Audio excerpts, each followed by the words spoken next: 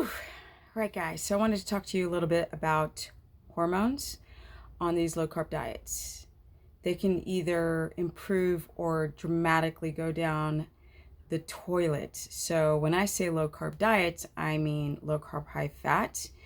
That involves white rice, jasmine rice, root vegetables like yucca and parsnip, things like yellow squash or cruciferous vegetables, and higher in fat, which can be all of the animal fats. And we've got keto omnivore with, of course, the cruciferous vegetables that are lower in carbohydrate.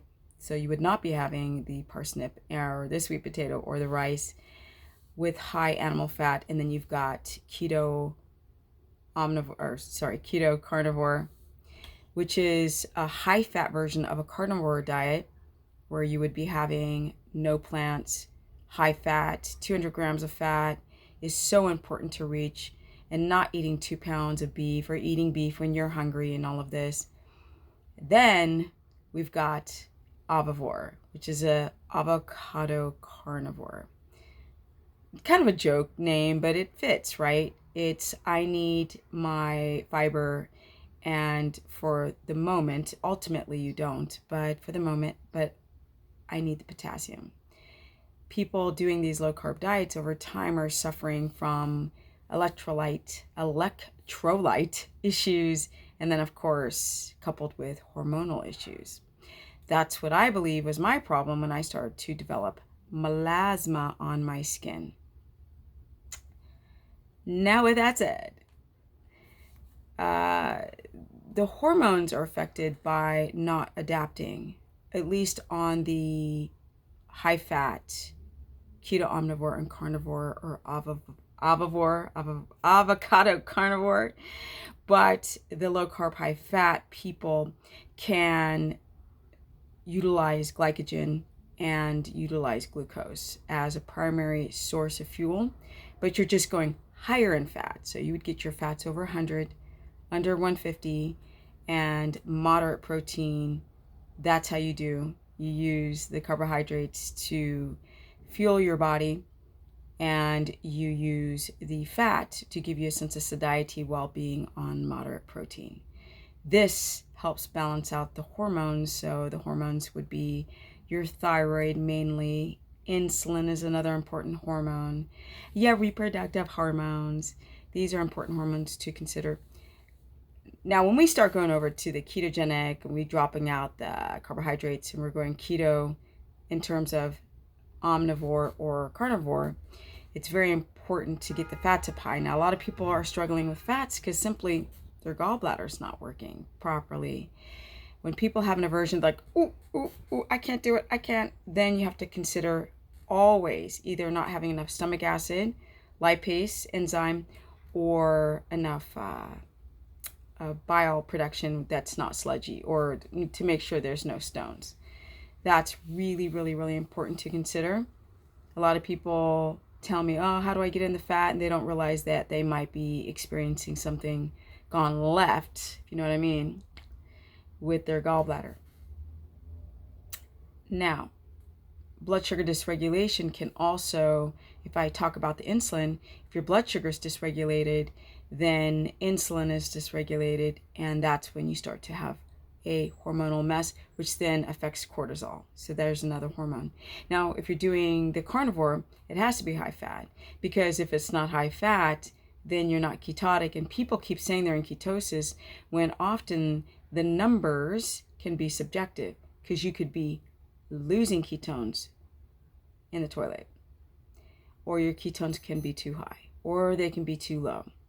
So the standard guideline is not really on, because now they're understanding just because you're at a 0.5 in ketones does not make you ketotic. And there's a big difference from making a ketone and using it and having enough ketone production made, because if you're not using glucose, like at a low carb, high fat person, then you have to be ketotic on keto omnivore and carnivore, or else you're going to start to show symptoms of hypothalamus pituitary adrenal issues, not sleeping well at night. You're going to have issues with crepey skin and all of these problems that come with insulin and cortisol with the gluconeogenesis. Yeah, the crepey skin, and I'm not even talking about electrolytes right now, because that's another huge component and piece of this puzzle. I'm just straight talking hormones. Now we're talking about our reproductive hormones.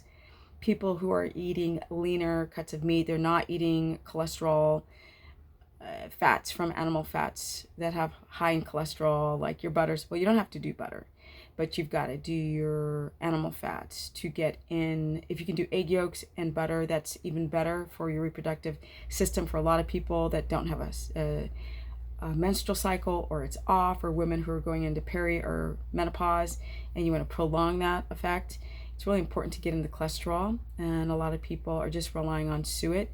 So if you can get into some of these higher in cholesterol types of animal fats, that would be advantageous for your hormones. But if you can't due to histamine, then you can't. Organ meats are really important as well to keep the hormones in balance, because they're going to supply you with the right equipment. For example, the thyroid really needs vitamin D. It needs selenium. It needs vitamin C that you're going to get in liver. It needs zinc and copper balance. And this is what you're going to get really in your liver. You have to consider the thyroid when it comes to your hormones. Even iodine might be something that you want to consider from the C. You got to see if you have a histamine response to it. The potassium balance. All of these things can make your hormones go out of whack. When you are just eating a bunch of meat, you're not getting enough potassium. This can offset your hormones. When you guys aren't getting enough fat, or the types of fat, that can offset your reproductive hormones. When it comes to the thyroid, when you're not adapted, your hormones are affected. So you want to be, oh, my package was delivered by Amazon. You want to make sure that you're getting over 200 grams of fat when you're doing keto, omnivore, or carnivore.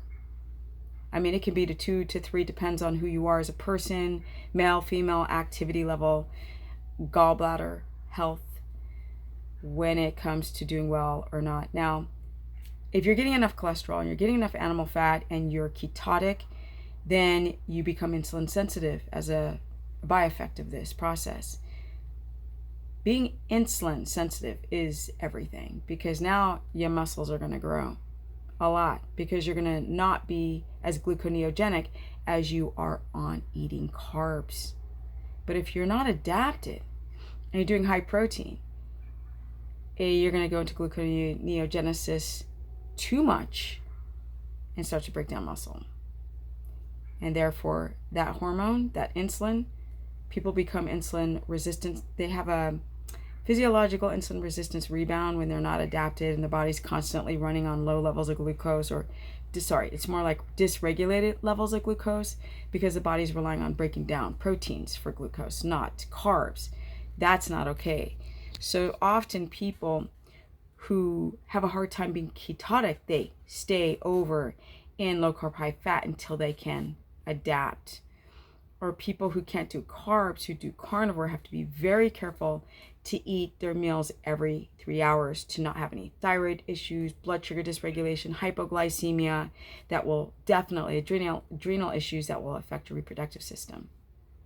Sleep is another big thing when it comes to hormonal production. A lot of people don't understand between 9 and 12, you're going to have this really big growth hormone effect and build and repair and fix that body. And it's awesome. It's really awesome if you can get to bed really early. This stuff isn't hard. It's just that people in the modern world have a hard time doing all the little steps you need to do, which is get enough fat, rotate your foods, go to bed early, meditate, diaphragmatic breathe, connect to a circadian rhythm. Make sure that you chew your food slowly so you can digest the dang food. Strengthen up the gut wall, not the duck wall, the gut wall. Make sure that you have thymus and kidney in your diet for diamine oxidase production. Make sure you're eating enough meat so you can not just fish and freaking eggs, so you can develop enough HCl levels, hydrochloric acid, to break down food, so you can have lipase to break down the fat. And make sure that that gallbladder is functioning properly. It's a lot of little moving parts. Eating too much protein, little fat over time is going to frack you up. Not getting your minerals, trust. I've done this for almost 13 years. I'm literally turning 53 around the corner, and have energy, to feel great, to not freaking eat up this, the collagen under my skin. I've got to really balance everything by not overstretching my adrenals, by not getting days and days of no sleep, by getting enough water, by getting my minerals, by changing my attitude, by thinking more forward, by exercising and knowing the type of exercise to not overstretch the body, understanding the strength of my gut, my reproductive system, my hypothalamus, pituitary, adrenal, and thyroid axis. And once you hit that, you're solid. You're super solid. If you guys want to learn more, go to stephanieperson.com. I keep saying that I'm going to open up a lot of new dates, so email me through the contact page on my website at stephanieperson.com. Be looking out for that information. And I have a course going over all this stuff. Trust me, deep dive. Today we're talking about how long does it take for supplements to get out of your system, things to get out of your system. For example, multivitamins or fat-soluble vitamins versus water, and why you would want to get them out and why you would want to get them in and how you would want to get them in, or if you need to take a methylated B12 folate, methylfolate. And yeah, you can sign up for my course at stephanieperson.com, and it's super cheap and I do a lot of work. I'm finally going to get some help on that page. What else? Or you can just follow me here. If you've got ideas, put it in the show notes below. Or I put stuff in the show notes. You put stuff in the comment section. I'm going to be working with a company that Sarah uses called Let's Get Checked. She's awesome. As Sarah from Carnivore Yogi, always go to her channel and subscribe. Yeah. Well, no, she didn't hook me up with them, but sort of she did anyway. They found me and I'm going to be a part of their program. So now I can finally have people get their insulin checked, their A1C checked, their thyroid checked, and get a discount code. I only want affiliate programs with companies I believe in. So this is one that's going to be a game changer. Now, finally, when I do consultations with people, we've got something to start with. But don't forget your symptomology, because that's actually the most important. Now I got to go. I got some energy. And I got to see my boy Thunder right now. Peace. Oh, my Instagram is Stephanie Ketogenic.